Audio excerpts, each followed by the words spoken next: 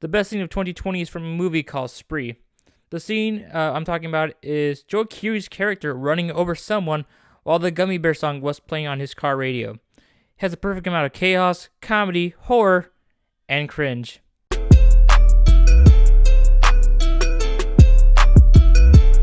Before we get to honorable mentions, here are the list of films and things that surprised me in 2020 or things that I thought were underrated in 2020, while the unofficial song of 2020 is playing. Remember the times we had, the times that you and me had.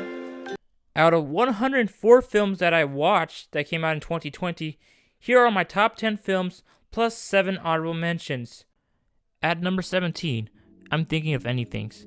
Despite the confusing third act, I was so invested in the characters and dialogue. At number 16, Wolfwalkers. I've said it once and I'll say it again.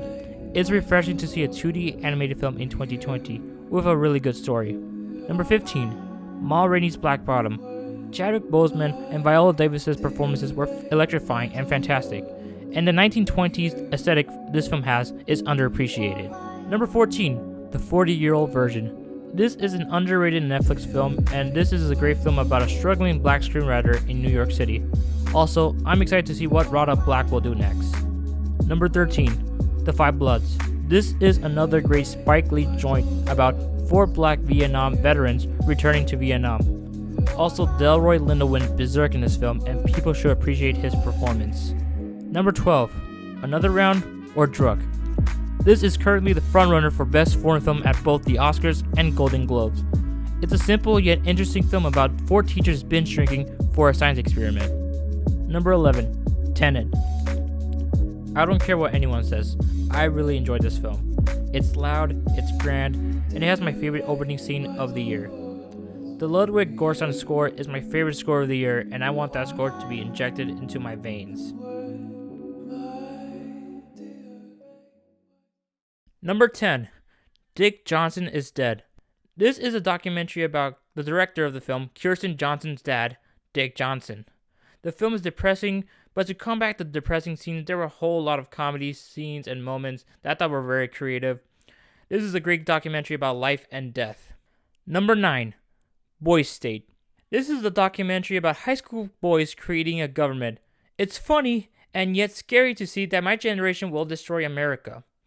There was a point of the film where I forgot I was watching documentary, and it felt like I was watching an intense elections. This is a great documentary about American politics. Check it out. Number 8, Promising Young Woman. This film is considered a horror film for men, and yes, I thought it was kind of scary. Actually, not kind of scary, pretty scary. The way this film was written made the film a lot more interesting than it needed to be. I can't forget about Carey Mulligan's performance. Easily one of my favorite performances of 2020. There was one scene in the film where her mannerisms reminded me of Heath Ledger's Joker, and not a ton of people could pull that off. The film's third act will divide audiences, but I thought it was a pretty decent third act. I enjoyed it. Number 7, Mank. If you like old Hollywood or Citizen Kane, you will enjoy this film. While it isn't David Fincher's best film, it's still pretty good. The 1930s aesthetic, the performances, and the jazzy score made the film way more interesting than it needed to be. Number 6, The Trial of the Chicago 7. Some people online said that this film was terrible because it puts an emphasis on the trial than the personal lives of the characters, the protests, or the aftermath. This film is called The Trial of the Chicago 7. What did you think this film was going to be about? The only 2 problems I have with this film are the real-life liberties that Aaron Sorkin made. And the film could get cheesy, and that's because of Aaron Sorkin. But the reason why this film is high on the list is because it is well acted, and there were some scenes where I was in awe, and it gave me goosebumps. At number 5, Palm Springs. I'm a fan of Lonely Island produced films like Hot Rod and Popstar, Never Stop, Never Stopping, and this film is no exception. The plot formula for this film is overused, but the film feels so original. It is self-aware and is funny. Easily the best rom-com of the year. At number 4, Sound of Metal. Riz Ahmed's performance is fantastic, easily my favorite performance of the year. The film's so quiet, and yet it's very devastating. I like how the film plays out, and it feels like it doesn't drag on for way too long. This is a really good character study film. Number 3, Nomadland. This film is very relevant right now, considering millions of people are losing their homes right now because of the economy and the pandemic. It's an impactful yet authentic film about a woman in her 60s living in her van. Frances McDormand gives a fantastic performance, and the direction of Chloe Zhao makes this film more emotional than it needs to be.